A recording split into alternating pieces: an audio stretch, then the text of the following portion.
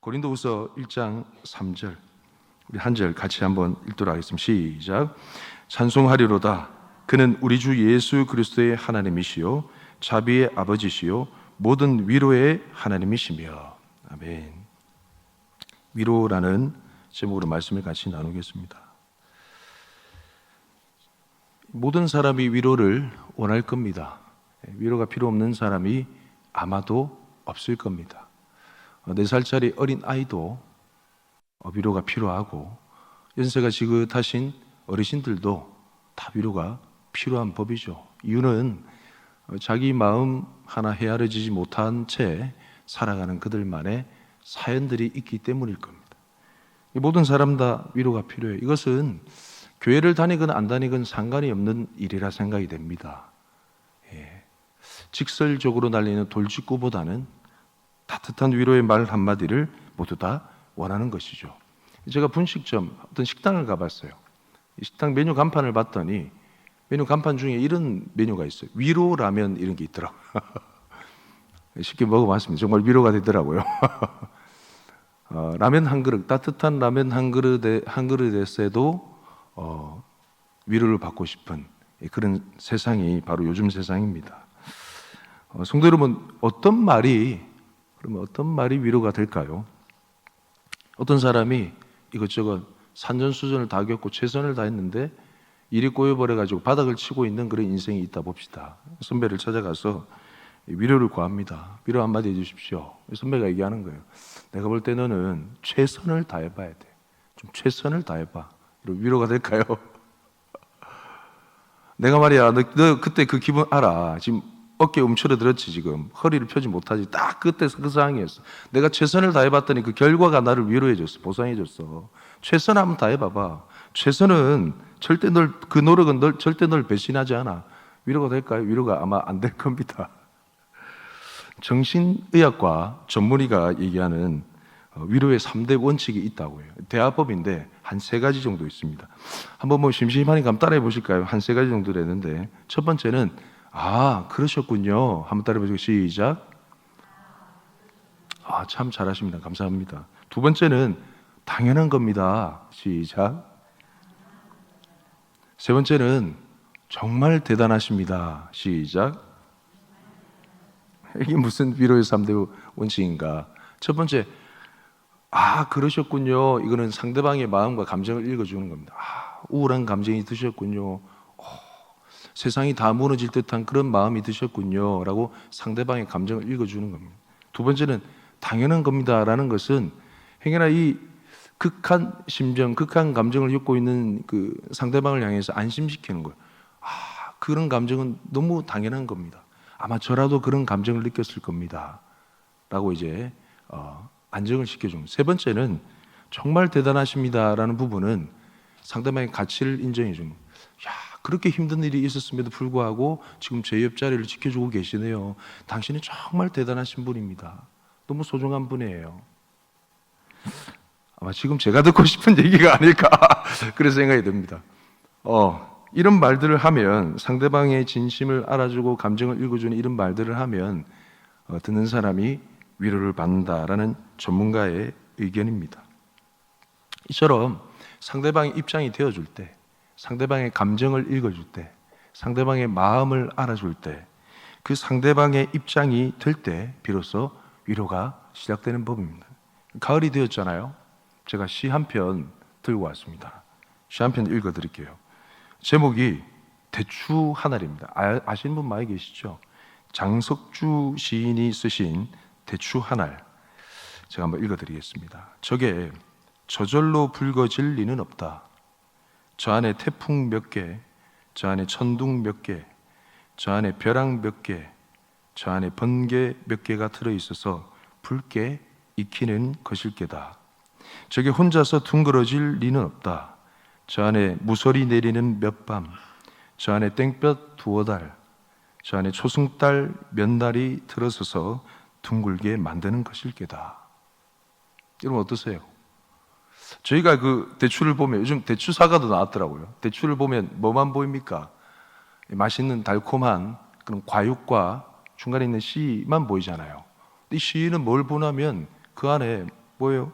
태풍과 천둥 몇 개와 벼락과 번개를 보게 되고, 이 대추가 죽은 것이 무설이 내내는 몇 날 밤, 땡볕 두어 달, 그리고 초승달 몇 날이 보는 거예요. 이런 것을 식적 상상력이라 할 수 있는데 직접 대추가 되어보지 않고는 결코 생각할 수 없는 내용입니다. 그래서 뭔가 대추가 되어봐야지 하면서 이렇게 시도하는 이런 시적 감성을 일체화라고 어떤 인문학 전문 강사가 이렇게 얘기했어요. 뭐라고요? 일체화. 그 대상과 하나가 된다는 거예요. 여러분, 근데 이건 좀 분별해서 해석할 필요가 있습니다. 그 전문 강사가 하는 얘기가 이래요. 그냥 내가 대추감 되어봐야지, 이런 말로는 안 된답니다. 자기 모든 것을 다 내려놓고 내가 대추가 되어야지라는 그런 자기 암시를 해야 된대요. 그러니까 이런 사상은 좀 기독교 사상과 맞지 않습니다. 물화일체 해가지고 이 사람 명상 쪽으로 흘러가는데 좀 분별해서 들으시고, 그래서 일체화랍니다. 어떤 대상이 되었을 때 그 대상이 느낄 법한 그런 감정과 사항을 이해한다는 거죠. 여러분, 우리는요, 어떤 대상이든 어떤 누구든 그 대상이 될 수가 없어요. 그렇죠? 잘 아신다. 한 집에 사는 남편과 아내도 때로는 진짜 남남보다 더 알 정도로 그 간극이 있습니다. 속내를 도저히 알 길이 없어요. 참 신기하죠. 그런 것처럼 우리는 어떤 대상, 사물, 어떤 사람이 결코 될 수 없습니다. 참 놀라운 것은요, 그렇게 되신 분이 계세요. 누구십니까? 우리가 사랑하는 하나님이십니다. 하나님은 우리가 되어 주셨습니다. 이걸 신학적 전문 용어로 성육신 이렇게 얘기합니다. 조금 더 어려운 말로 인카네이션 이렇게 얘기합니다. 하나님께서 하늘 영광 보좌를 버리시고 사람이 되셨다라는 겁니다. 여러분, 위로는요, 하나님이 사람이 되셨다라는 사실 하나만으로도 시작이 되는 거예요. 우리의 형편을 아신다는 거예요. 우리의 속마음을 아신다는 거예요. 그 관련 구절에 말씀이 있습니다. 히브리서 4장 15절 16. 죄송합니다. 오늘 자막이 좀 없어요. 제가 혼자 북치고 장구치고 다 하겠습니다. 히브리서 4장 15절 16절 말씀을 보시면 이런 말씀이 있습니다. 들어보십시오. 우리에게 있는 대제사장은 우리의 연약함을 동정하지 못하실 이가 아니요 모든 일에 우리와 똑같이 시험을 받으신 이로되 죄는 없으시니라.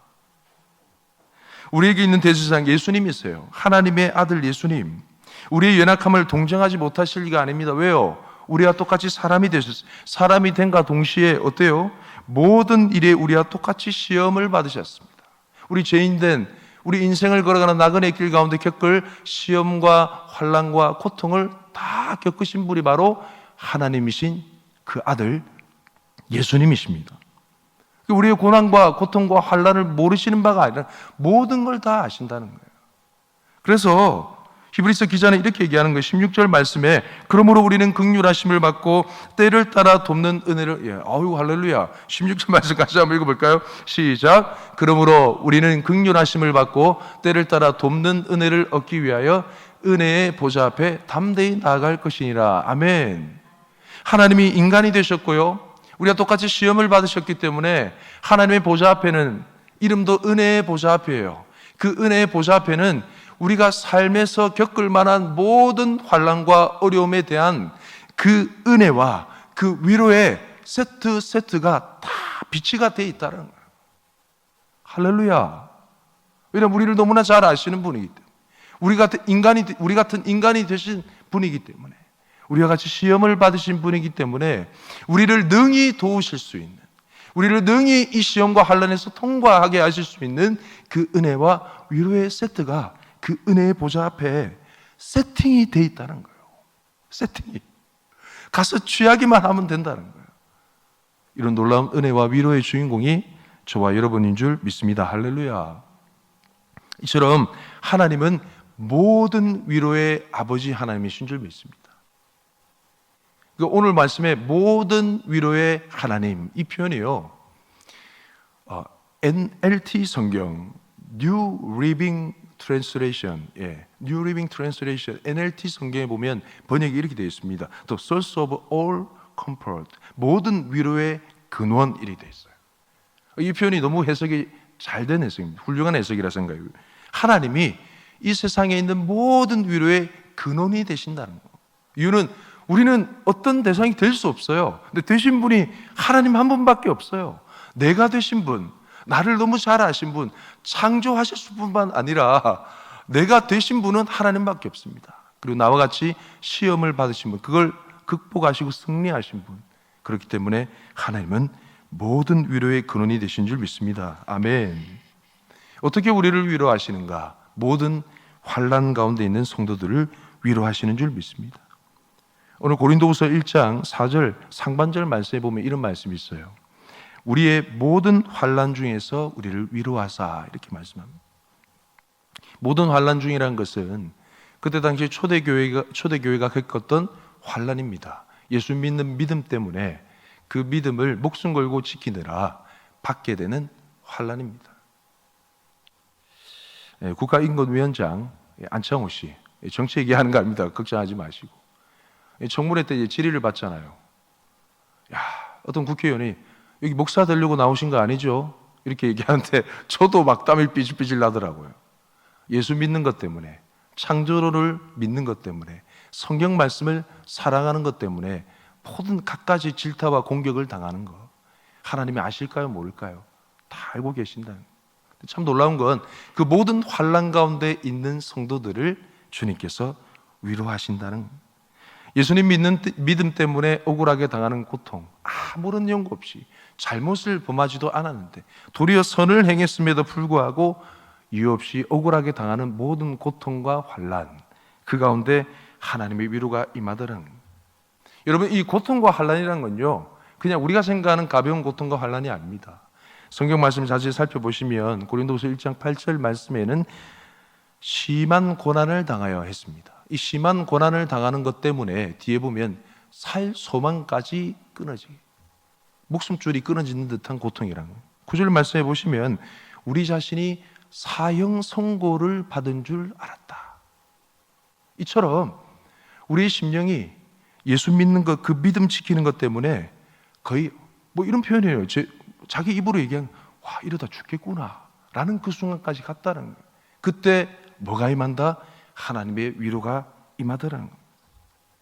숨이 끊어질 듯한 고통과 아픔의 순간, 그 고통과 아픔의 그 임재가 하나님의 임재가 아닌 그 고통과 아픔의 그 우겨쌈이 사방을 우겨싸고 나를 짓누를 때, 그런 상황 가운데 임하는 것이 바로 하나님의 위로더라라는 겁니다. 저 한 분을 좀 소개하고 싶은데요. 미국의 워싱턴 주에 있는 휘트워스 대학의 종교 및 철학 교수를 담당하고 있는 제럴드 시처 목사님이라는 분이 있습니다. 제가 말씀 준비하는 중에 이분의 책을 접하게 됐는데, 제럴드 시처 목사님의 그에 져서 하나님의 뜻이라는 책이 있습니다. 그 책에는 이렇게 얘기해요. 고난이 찾아오는 이유와 고난에 대한 하나님의 의도를 명확히 이해하지 못함에도 불구하고 헤아릴 수 없는 하나님의 뜻에 기꺼이 자신을 맡기려는 마음이 곧 믿음이다. 공감이 잘 안 가시죠? 이분에 대한 스토리를 말씀을 드리면 아마 이 내용이 달리 느껴질 겁니다. 이분에게서 1991년도는 참 잔인한 한 해였습니다. 고속도로를 차로 달리고 있었어요, 그 가족이. 근데 맞은편에 음주운전자가 중앙선을 넘어가지고 오면서 이 목사님 차와 정면 충돌을 했습니다. 그 사고로 말미암아 사랑하는 아내 린다와 막내딸 4살짜리 딸과 장모님 세 여인을 잃어버렸어요. 삶의 극한 비극이 그 삶을 찾아오게 됐습니다. 그럼 뭐하다 돌아오는 길이었을까요? 하나님의 영광을 위해서 인디언 모임에서 하나님의 사역을 하고 오는 길이었습니다. 그러면 이런 일이 일어나면 안 되잖아요. 근데 이런 일이 일어난 거예요. 이 목사님 이 상황을 어떻게 극복하셨을까? 세월이 한참 지난 뒤에 그의 고백을 통해서 우리는 하나님이 주신 위로에 대해서 알게 됩니다. 이렇게 고백합니다. 목사님이 삶이란 평탄치 않습니다. 그것이 본연의 모습입니다. 오히려 삶은 어렵고 냉혹하고 잔인할 때가 많습니다. 그러나 결국은 모든 것이 다 잘 될 것입니다. 하나님이 선하시고 자비로우시고 은혜로우시기 때문입니다. 그분은 우리를 구속하고 세상을 당신의 본래 의도했던 모습으로 회복하기 위해 지금도 신비롭게 일하고 계십니다. 모든 것을 통하여 선을 이룰 것이기 때문입니다. 왜냐하면 하나님이시기 때문에 그렇습니다. 참 놀라운 믿음의 고백 아닙니까? 이처럼 하나님은 우리 모두를 위로하시는 분이신 줄 믿습니다. 할렐루야. 하나님은 우리를 얼마만큼 위로하실까요? 고린도후서 1장 5절 말씀에 보면 그리스도의 고난이 우리에게 넘친 것 같이 우리가 받는 위로도 그리스도로 말미암아 넘치는 도다 말씀하십니다. 이 말씀의 의미가 무엇일까요? 하나님의 아들이 당하는 그 고난이 성도 가운데 그리스도의 남은 고난으로 찾아옵니다. 예수 믿는 그 신앙시킨다고 고난과 고통을 당해요. 하나님의 아들이 그 고난과 고통을 당했기 때문에 그때 하나님께서 그 아들 예수 그리스도를 위로하시던 그 위로하심으로 사랑하는 성도, 고난 중에 있는 그 성도들을 위로하신다는 거예요. 할렐루야. 성부 하나님의 성자 예수님을 향한 그 삼위 하나님의 그 사랑이 우리를 향해 쏟아 부어지는 놀라운 순간입니다. 이런 신적인 위로와 신적인 계시와 신적인 말씀이 삼위 하나님의 사랑 가운데 쑥 들어가서 우리가 받게 된다면, 그 소낙비를 우리가 맡게 된다면 그 위로하심에 강력한 역사하심이 얼마나 파워가 있을까요? 그 위로하심을 통해서 모든 환난과 고통 가운데서 능히 믿음으로 승리하게 될 줄 믿습니다. 할렐루야. 하나님의 위로를 통해 얻게 되는 믿음 두 가지가 있습니다. 첫 번째는 한번 따라해 보실까요? 고난을 견디는 믿음을 주신다. 두 번째 따라해 보실까요? 하나님만 의지하는 믿음을 주신다.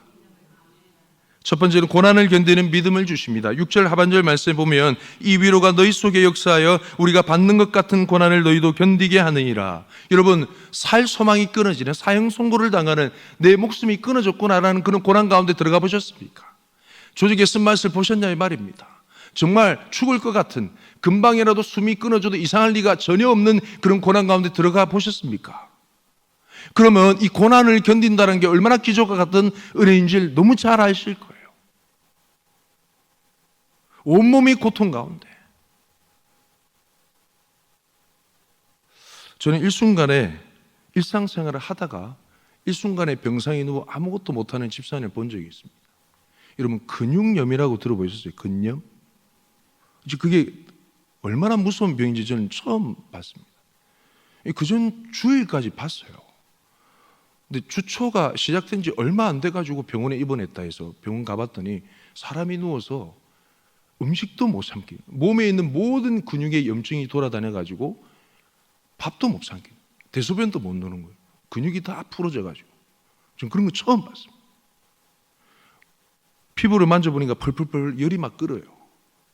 옆에 친정 무친이 와 계십니다. 연세가 많으신데도 불구하고 딸을 먼저 잃는 거 아닌가 이러면서 눈물 흘리며 앉아 계시더라고요.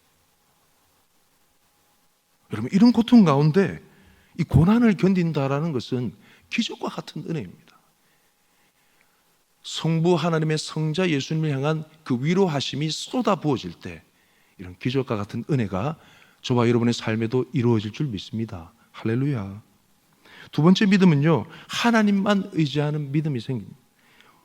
고린도후서 1장 9절 하반절 말씀에 보면 이런 말씀이 있어요. 이는 우리로 자기를 의지하지 말고 오직 죽은 자를 다시 살리시는 하나님만 의지하게 하심이라. 아멘. 힘들고 어려운 고난 가운데 여러분, 제가 솔직히 딱 껴놓고 말씀드리고 싶습니다. 전문가의 그런 의견보다, 의지할 만한 사람의 그런 모습보다 진짜 하나님만 전적으로 의지하는 믿음, 이게 쉬울까요? 아니요. 참 쉽지가 않습니다. 그냥 눈앞에 보이는 전문가를 의지하고 싶은 마음이 더 많아요. 전적으로 내가 예수를 신뢰하는가? 예수님께서 내 질병을 고쳐주실 것을 내가 믿는가? 이게 그 상황에 딱 서보면요, 이게 진짜 불가능한 믿음이라는 사실을 우리가 절감하게 돼요. 근데 정말 살 소망까지 끊어지는, 내 손으로 할 수 있는 것이 아무것도 없을 때 의지할 만한 대상이 하나님밖에 없음을 비로소 깨닫게 되는 줄 믿습니다. 할렐루야. 하늘로부터 쏟아지는 그 위로하심이 저와 여러분의 심령 가운데 그 믿음을 주신다는 사실을 믿으시길 주님의 이름으로 축복합니다. 저는 이 사실을 최근에 생생하게 목격한 바가 있습니다.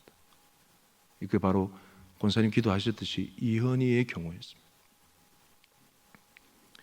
저는 조동훈 집사님과 그렇게 영적으로 왕래가 많지 않았습니다. 같은 교회를 다녔지만 사역을 잘 섬기고 계시는 거, 같은 지역도 아니고 부서가 겹치는 것도 아니고 왕래가 많지 않았어요. 근데 이번에 이현희를 위해서 기도하면서 짧지만은 깊게 교제를 나눴는데 집사님 모습이 참 감동적이었습니다.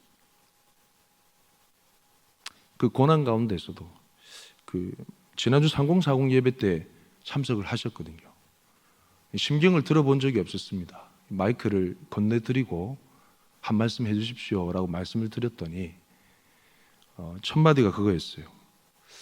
갑작스러운 상황 가운데 많이 힘들었다고. 어쩌면 하는 마음에 이 아들을 먼저 천국으로 보내야 되는 것 아닌가라는 실제적인 생각도 하게 됐었다고. 제가 그 얘기를 듣는데 예사일이 아니더라고요. 진짜 그야말로 살 소망까지 끊어지는 그런 순간이었습니다. 참 놀라운 건 견디시더라고요. 그 모든 상황을 다 견디시더라고요. 제가 연인 상태가 궁금해가지고 초기에 밤늦게 전화를 했습니다. 안 주무실 거 뻔히 아니까 밤 10시쯤에 전화를 드렸어요. 처음에 전화를 안 받으시더라고. 좀 이따 전화가 왔습니다. 그러면서 하시는 말씀이 밤에 가정 예배를 드리고 있었다. 같이 딸과 함께 이현희를 위해서 기도하고 예배를 드리고 있었다 하시더라고요. 견디시더라고요. 저는 그게 기적이라 생각합니다. 두 번째, 금요일 밤에 제가 좀 놀랐습니다. 금요성령 집회를 참석하기 위해서 아시죠? 이현희를 위해서 기도한 밤 금요성령 집회를 참석하기 위해서 이제 교회에 왔을 때 담임 목사님 뇌를 만나고 계시더라고요. 간략하게 인사를 드리고 교육자실로 왔는데 일부러 저를 찾아오셨습니다. 그러면서 본인 심경을 상세히 말씀을 드리더라고요. 여러분, 제가 좀 이따가도 말씀드리겠지만 이현희의 치료 과정이요. 전문가인 의사가 볼 때는 기적과 같은 상황입니다. 이 아이의 심장 이식 수술이란 건수가 거의 없습니다. 2년 만에 처음 있는 일이랍니다. 그리고 수술이 성사가 되고 성공적으로 진행이 되는 것도 기적과 같은 일이에요. 더군다나 이 이현희와 같은 그 똑같은 비슷한 상태에 아주 적합한 심장이 나온다는 것은 더 기적입니다. 제가 아는 의사 성도님이 얘기하시더라고요. 아마 의사도 놀랬을걸요. 깜짝 놀랐을 겁니다. 이렇게 얘기할 정도로 기적과 같은 그 일이었어요. 여러분, 반가운 소식을 부모인 입장에서 듣게 됐다면, 기증자가 나왔다는 얘기를 듣게 됐다면 너나 할 것 없이 바로 사인하고 왔을 겁니다. 근데 집사님 그렇게 얘기하시더라고요. 사인했습니까? 물어보니까 안 했대요. 아무리 의사가 좋은 얘기를 해도 이게 하나님의 뜻일지 아닐지 자기는 잘 모르겠다. 왜냐하면 저는 하나님이 지금이라도 이현희를 일으키실 수 있는 하나님이라 믿기 때문에 하나님의 뜻이 어디 있는지 물어보려고 이 저녁에 기도하러 왔다는 거예요. 제가 경우에 맞는 말인지 모르겠지만 집사님에게 이렇게 얘기했습니다. 집사님, 너무 믿음이 아름답습니다. 제가 너무 감동받았어요. 하나님만 의지하는 믿음을 눈앞에서 보게 됐습니다. 여러분, 이건 하나님의 위로가 쏟아 부어질 때 가능한 일인 줄 믿습니다. 저는 인정했어요. 두 손 두 발 다 들었습니다. 목사보다 더 좋은 믿음을 성도가 가지고 계시더라고요. 제가 평소에 소리 많이 지르잖아요. 톤이 많이 낮아졌죠. 제 분수를 알게 되고 난 이후로부터 조용히 잠잠히 겸손히 강단을 섬겨야 되겠다는 생각이 들었습니다. 너무 감동이 됐습니다. 여러분, 이런 하나님의 위로 역사를 하나님께서 어떻게 이루시길 원하실까요? 하나님은 놀랍게도 우리의 기도를 통해서 이루시길 원하십니다. 고린도후서 1장 10절 12절 말씀을 보면요, 먼저 10절 말씀을 보시면 사도 바울이 이렇게 얘기합니다. 그가 이같이 큰 사망에서 우리를 건지셨고 또 건지실 것이며 이후에도 건지시기를 그에게 바라노라. 이런 소망과 갈망과 기도를 고린도 교회에 선언을 하는 거예요. 부탁을 하는 거예요. 근데 이 일을 이루기 위해서 11절 말씀에 중요한 단서를 얘기합니다. 시작에 뭐라고 해요? 너희도 우리를 위하여 간구함으로 도우라. 이게 뭘 의미할까요? 하나님이 성도를 위로하기 원하세요. 어떤 상처기가 났어. 어떤 사람이 긴급한 고난과 환난 가운데 딱 처했어. 우리 몸이 어떤 상처가 난 것처럼, 상처가 나면 어때요? 면역력이 발동해서 그 병균을 주기 위해서 항체가 생겨가지고 싸우잖아요. 그런 것처럼 우리 성도 중에, 우리 몸이잖아요. 몸 중에 상처기가 났어. 고난과 환난 가운데 있는 성도가 생겼어. 긴급하게. 그때 하나님께 기도 특공대를 붙여주십니다. 아멘이십니까? 전적으로 기도하게 하십니다. 이거는 단순히 의무적으로 아니라 하나님의 마음을 부어준 자들을 모으게 하십니다. 제가 그런 케이스입니다.